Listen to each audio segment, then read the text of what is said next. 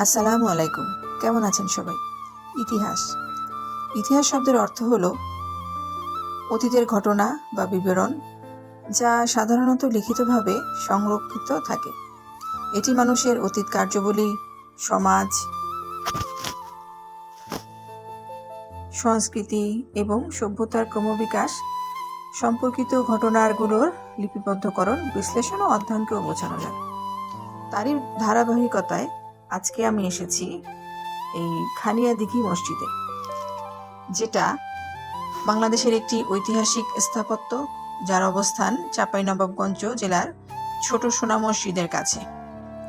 এটা আনুমানিক 1510 শতকে নির্মিত হয়েছিল, যা গৌড়ের প্রাচীন কীর্তিগুলোর অন্যতম। ধারণা করা হয় 1480 খ্রিস্টাব্দে কোনো এক রাজবিবি মসজিদটি নির্মাণ করেন। এটি অবশ্য স্থানীয়ভাবে চামচিকা মসজিদ এবং রাজবিবি মসজিদ নামেও পরিচিত।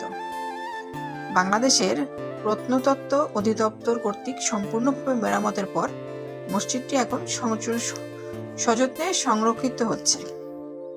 এটা পুরোটাই একটি লাল ইটের।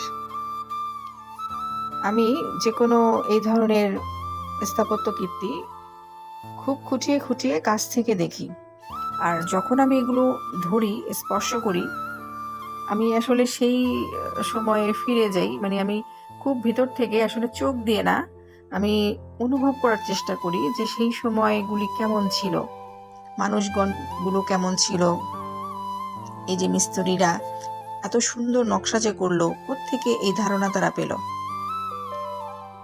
একটু দেখেন, দেখলে আপনারা মুগ্ধ হয়ে যাবেন। আমি খুব কাছ থেকে আপনাদেরকে দেখাচ্ছি। এটা লাল ইটের খসখসে, সে এত পুরনো জিনিস, তারপরেও দেখেন স্পষ্ট বোঝা যাচ্ছে ডিজাইনগুলো। যে দেখেন কাছ থেকে, আমি একটু কাছ থেকে আপনাদেরকে দেখাবার চেষ্টা করছি। দেখে আসলে আমার খুব কেন জানি এই ধরনের পুরনো স্থাপত্য আমার কাছে খুব ভালো লাগে। তো আমি বেশ কয়েকটি স্থাপত্যতে গিয়েছিলাম। এর আপনারা চাইলে আমার আগের যে ব্লগটা, যেটা নাটোরের রাজবাড়ি, সেটা চাইলে দেখে আসতে পারেন। আর এই মসজিদটার আরেকটা নাম আছে, এবং এই নামকরণটা কেন হলো এটা আপনারা এই ভিডিওর শেষে দেখতে পারবেন। কালারটা সুন্দর লাগছে না? খুব সুন্দর, পুরোটাই এরকম। আমি ঘুরে ঘুরে দেখাচ্ছি। এটা হচ্ছে পেছনের সাইড। সম্পূর্ণ ইমারতটি একসময় টেরাকোটা অলঙ্করণে শোভিত ছিল, যার কিছু কিছু চিহ্ন ভেতরে ও বাহিরে এখনো এখানে সেখানে বিদ্যমান। আর বলেছিলাম না, এই মসজিদটা সম্পর্কে আরো কিছু বলবো, যেটা কবে, কত বছর পুরনো, বা এই মসজিদটার নাম চামচিকা মসজিদই বা কেন বলে। এমনি তো নাম খানিয়া দিঘি মসজিদ, কিন্তু অনেকে স্থানীয় ভাষায় একে চামচিকা মসজিদ বলে। বাকিটা চামচিকা। হ্যাঁ, আর নকল লিখেছে কতদিন আগের মসজিদ এটা? কেউ 1000 বছর, কেউ 1200 বছর। 1200 বছর নাহলে 1000 বছর। আপনি কতদিন ধরে আছেন এখানে? আমার 9 বছর হচ্ছে।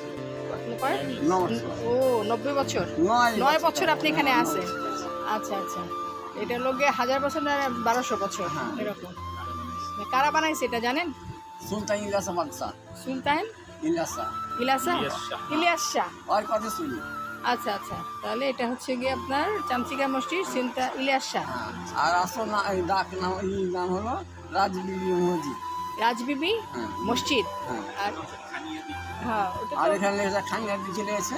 হ্যাঁ, খানিয়া দিঘি। ওখানে আছে, লেখা আছে রাজবিবি মসজিদ। আচ্ছা, মানে চামচিকা মসজিদ বললেই মানুষ চিনে। চীনে এসব তো চামচিকা কেন রাখা হয়েছে, মানে কি কারণে? এটা তোমার জঙ্গল জঙ্গল ছিল। মসজিদ জঙ্গল।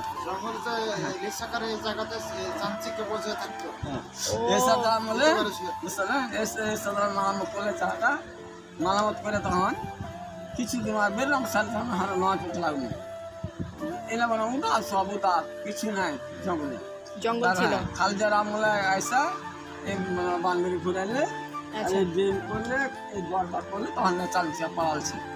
ও অনেক চামচিকা পাওয়া গেছে। আচ্ছা, এই জন্য চামচিকা মসজিদ। হ্যাঁ, লোয়ার পড়ে এসা লোয়ার পড়ে গেল, ফজর এসে গোটা মসজিদে হাজার মুটা বান লেগেছে। ঝাড় দিয়া পাঁচ চরটা নিচ্ছে না। আপনি মসজিদ দেখাশোনা করেন? হ্যাঁ। আচ্ছা আচ্ছা, 9 বছর যাবত। হুম। আচ্ছা আচ্ছা। আর একটা বুড়া আছে, হ্যাঁ, আর একটা বুড়া আছে। আরেকজন আছে, কই গেছে ছুটিতে? পান খেতে গেছে। হ্যাঁ। আচ্ছা, কি নাম আপনার?